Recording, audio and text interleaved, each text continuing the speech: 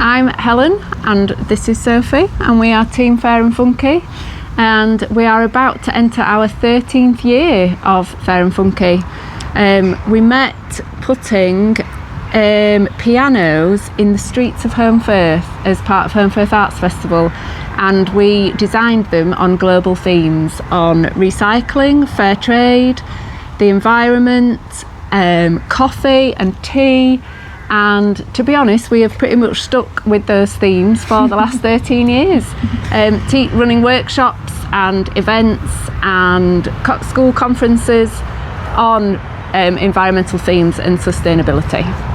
Brilliant. And so what can Fair and Funky offer schools?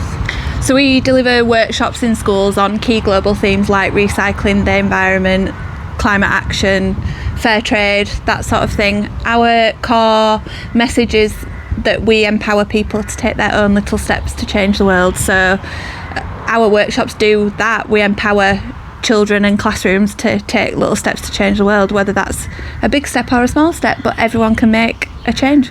Yeah, and we ask questions rather than giving answers, and encourage people to think about their place in the world and give them a sense of place and a sense of empowerment that they have the power to take little steps to change the world. Yeah, that's really good. Actually, one of the Ministry of Eco-Education big questions is who's got the power?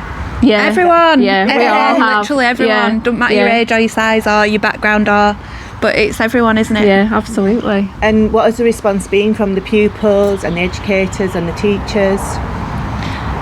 I think from the pupils, it is giving them the knowledge that they can make a change. Like it doesn't matter whether you turn the tap off when you brush your teeth or whether you turn the light off when you leave a room. Like, those little actions have a massive impact, and it's empowering them with the knowledge that in my day-to-day life I can have a positive impact on this planet. And the realisation when we're talking to them that they're doing it already. Yeah. Isn't it? That they're like, oh well, I can't do that because I'm only 6. And then when we have those conversations with them, they're like, oh, yeah, I am doing that. I am. And then quite often we also get a similar response from teachers. Yeah, we do. Who also think that they are too small to make a difference. They're like, oh yeah, I didn't realise that. Oh, I didn't know that. We should do that in school. I should do that at home. Yeah. And yeah, it is asking those questions that get people thinking about everyday actions.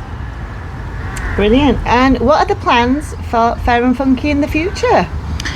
More of the same, we hope. More workshops in schools. We work all over the UK, so hopefully we'll get into more schools across the UK. We run conferences each year, so we have an eco conference that's coming up for schools to come and attend, and we've got a fair trade conference that we run in sort of February-March time, and schools come and attend that. So more of those, and then just more sort of sustainability events. We've got we run an event called Home Valley Green Weeks, and that's all about giving people the space to celebrate all the things green in the Home Valley. So all the activity that's already happening, all the organisations that are making a positive change and things like that. So more of that, please. And we and we like to show links between, when you said who has the power, like, we do all have the power. Individuals have, schools have, businesses have, government has, and we all need to work together to make that change. And so we partner businesses to deliver those messages in schools, and we've got quite a strong partnership with Sumer Whole Foods, and we're just developing a new workshop with them called Food Done Fairly, and talking about the journey of your favourite foods and the impact that has, and how you can change behaviours to ensure that you're making a sustainable impact with your food choices.